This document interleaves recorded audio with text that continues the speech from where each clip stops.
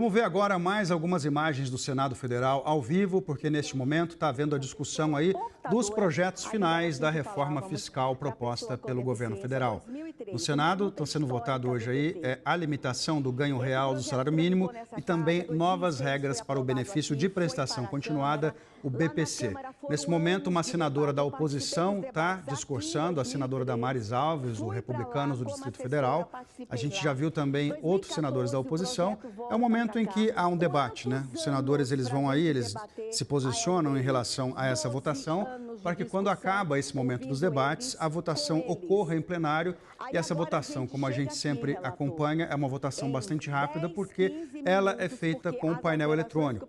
Então daqui a pouquinho a gente vai voltar a mostrar imagens do Senado para vocês quando tiver no momento mais decisório ali, mais próximo à votação. E claro, vamos dar em primeira mão para vocês aqui no Real Time também o resultado da votação. Tem uma expectativa ampla aí de que o governo vai conseguir aprovar hoje o que falta no Senado para consolidar esse pacote fiscal. Um pacote que, embora não seja o pacote dos sonhos do mercado, já traz algum alento aí para a economia. A gente vê que o dólar ele já acordou um pouco mais tranquilo hoje, né? Nesse momento está sendo cotado a R$ 6,08, com uma queda em relação a ontem. Ontem também já abriu em queda. A gente viu aí uma reunião ontem, né? Uma entrevista coletiva do atual presidente do Banco Central, Campos Neto, que passou o bastão para o Gabriel Galípolo. A partir de sábado, o Gabriel Galípolo vai ficar interinamente à frente do Banco Central e, em janeiro, ele assume de maneira definitiva.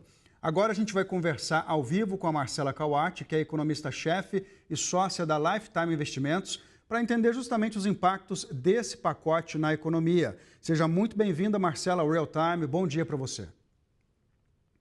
Bom dia, Marcelo. Bom dia a todos que estão nos assistindo. Bom, a gente sabe, como eu acabei de dizer aqui, que esse não era o pacote dos sonhos do mercado, mas o fato de ter sido aprovada a espinha dorsal do que o governo propôs pelo Congresso já traz algum alento? Certamente, traz alento o fato do Congresso Nacional ter aprovado esse pacote com rapidez, ainda que existam algumas, desidratações em relação ao que tinha sido prometido, né, o total prometido para 2025 e 2026 é de cerca de 70 bilhões de reais. E esse pacote indica uma economia um pouco menor ali de no máximo 50 bilhões de reais, né, o que foi aprovado.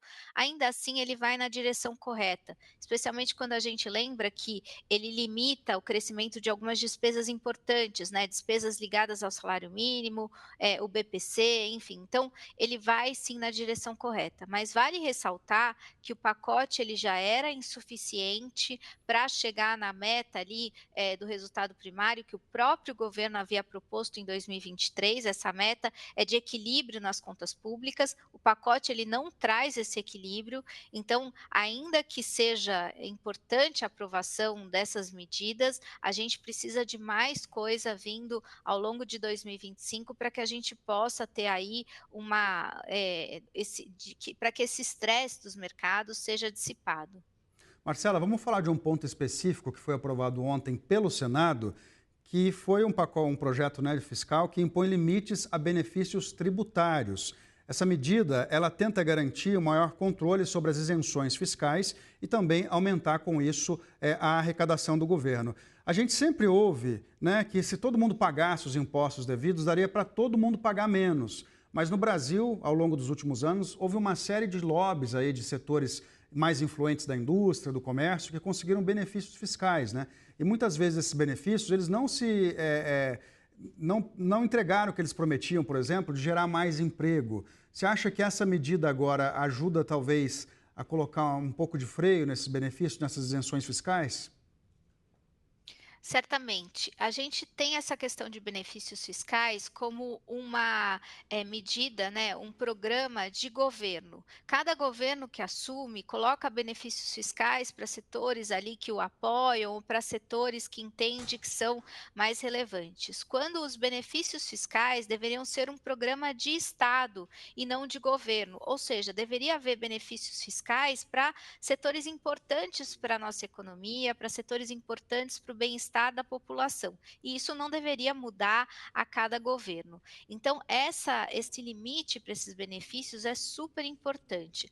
Tem uma importância fiscal, ou seja, o governo para de abdicar de renda para agradar setores ali que são muitas vezes os amigos do rei, e também tem uma importância do ponto de vista de eficiência econômica.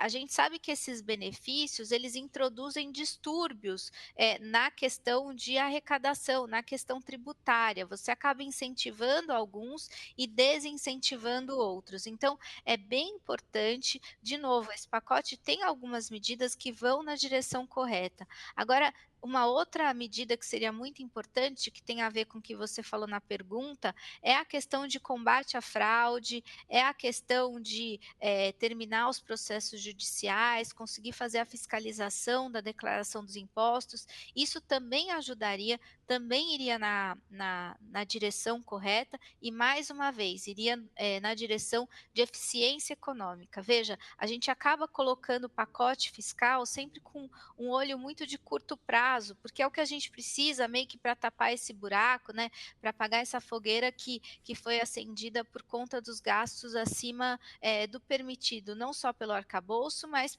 pelo permitido em relação à sustentabilidade da dívida. Mas é sempre muito importante a gente falar de como o governo gasta e não só do valor que o governo gasta.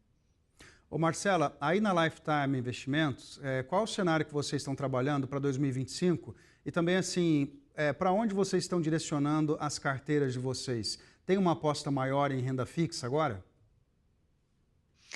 O cenário para 2025 ainda é um cenário bastante turbulento. Quando a gente olha para o campo internacional, a gente tem ali um novo governo nos Estados Unidos que deve colocar ali medidas em práticas que são inflacionárias e dificultar a queda de juros. A gente já viu, inclusive, o Federal Reserve, o Banco Central americano, apontando nessa direção, né, de uma parada no ciclo de normalização dos juros a partir de janeiro do ano que vem. E além disso, o mundo ainda convive com eventos geopolíticos que geram tensões nos mercados, né? A gente ainda tem o conflito, só para destacar dois dos mais importantes, o conflito entre Israel e Hamas, que envolve outros países ali da região do Oriente Médio, e tem a questão entre Ucrânia e Rússia, que ainda não foi resolvida. Isso para falar do âmbito internacional. No âmbito doméstico, a gente entra em 2025 com uma gama de incertezas muito grandes, principalmente relacionadas à crise de confiança. O governo federal, em 2023, trouxe para o mercado o novo arcabouço fiscal, em que a gente tinha ali um meio termo entre o que o mercado gostaria e o que o governo indicava como sendo possível, né? O governo, ao longo de 2024, não mostrou como cumpriria esse arcabouço e, pelo contrário, né, dobrou a aposta e mostrou que não há ainda um viés político para esse cumprimento. Então, a gente vai entrar em 2025 com muito estresse. A atividade econômica continua muito forte e tudo isso faz com que a gente tenha inflação ainda elevada, né?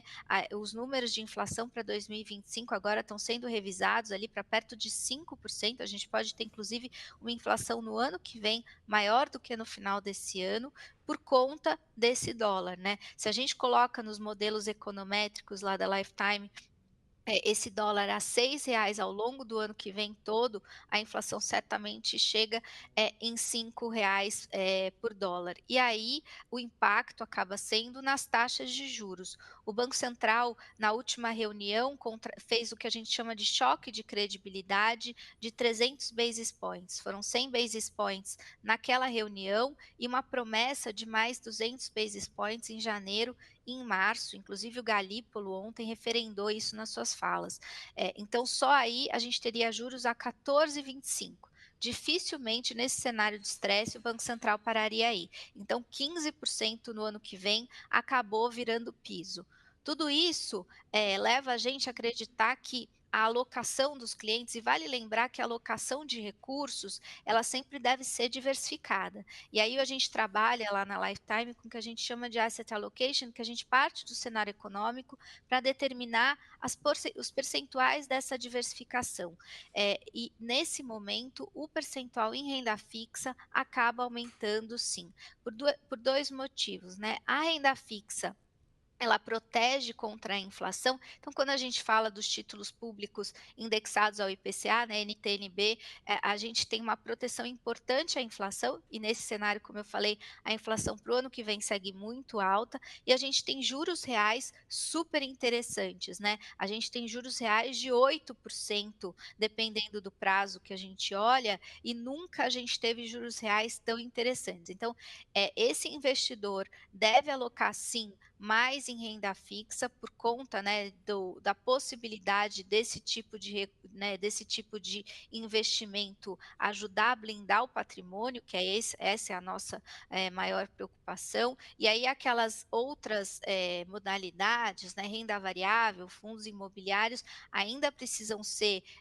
estudadas, a gente ainda tem alocação nesses recursos, mas com percentual um pouco menor, porque essa volatilidade de mercado acaba impactando mais esses outros tipos de investimentos, né, a Tá renda certo. variável é um ótimo exemplo. Marcela Kawauti é sócia e economista-chefe da Lifetime Investimentos.